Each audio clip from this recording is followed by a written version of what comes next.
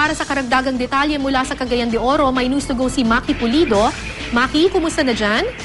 Hi, Cara. Nandito tayo ngayon sa Barangay Makasandig. Isa nga dun sa sinasabi ng mga taga rito na pinaka-naapektuhan ng Typhoon Sendong. Sumama tayo sa isang grupo ng mga pulis at saka mga rescuers mula sa city rescue team para they wanted to check kung may mga natitira pa, kasi gusto na nila mag-implement ng forced evacuation. Kaya yung mga nasamahan nating mga pulis ay isa-isang kinatok yung mga bahay.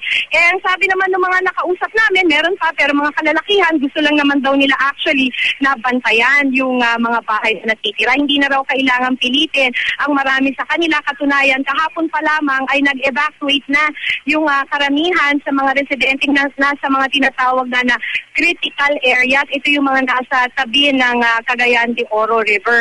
Maliban dun sa isang pamilya dito rin sa Barangay Makasandig na nakausap natin, talaga namang hirap naman kasi sila mag-evacuate. Nahihirapan sila dahil tinatawag nga na blue baby yung isa sa kanilang anak, yung kanilang bunso. Kaya para sa kanila, hindi basta-basta ang umalis sa kanilang bahay at tumira sa evacuation center. Dahil masyalan nga yung kalusugan ng bata. Pero kinumbinsi sila ng mga city rescuers at hinatid na lang sa bahay ng isang kamag-anak na sa halip ay nasa evacuation center. Nandito naman tayo ngayon. Pagkatapos doon ito nga binibisita na rin natin itong evacuation center dito rin sa Barangay Makasandig. At syempre alam mo naman kung gaano naman kahirap ang buhay dito sa evacuation center. Talaga namang siksikan ang mga taga rito, pero natotrauma pa rin kasi sila. Kaya talagang lumikas na sila kahit na daw magsiksikan, kahit na napakahirap ng sitwasyon nila dito sa evacuation center.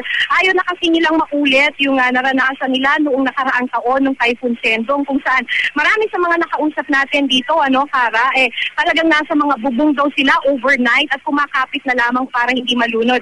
Bago tayo mag-usap ngayon, Cara, kausap nga lang natin yung isang ginang dito na ang nawala sa kanya ay ang kanyang panganay na anak. Kaya nung nalaman daw nila, tinabisuhan na sila ng city rescuers tungkol dito sa Typhoon Pablo, talaga namang hindi na sila pinilit pa na umalis kasi dun nga sa napakapait na leso na kanilang naranasan nung Typhoon Sendong noong nakaraang taon lamang. As of now, as of 7:05 a.m., Cara, nung tayo nagpunta dun sa headquarters nga ng mga rescuers sa may City Hall ng Cagayan de Oro City, ay as of 7:05 ay may 22,000 na mga individuals o mahigit 5,000 pamilya ang na mga nasa evacuation centers, na dumami pa nga daw yung evacuation centers. Mula 30 ay may 4 na pong evacuation centers na dahil nga hindi nagkakasya, kaya napipilitan silang magdagdag pa ng mga evacuation centers dahil sa sobrang siksikan na nga sa mga evacuation centers. Cara? Yes, Maki, kumusta yung sitwasyon dyan ngayon? Malakas pa rin ba ang ulan? Malakas ba ang hangin? Alam mo, pagdating natin dito kaninang madaling araw, Cara, talagang malakas ang buhos ng ulan.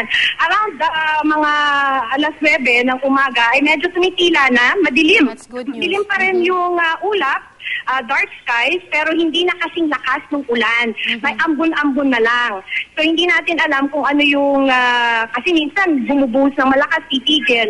Sa ngayon, as of now na nag-uusap tayo, medyo ambon pa lang. We don't know what's going to happen later.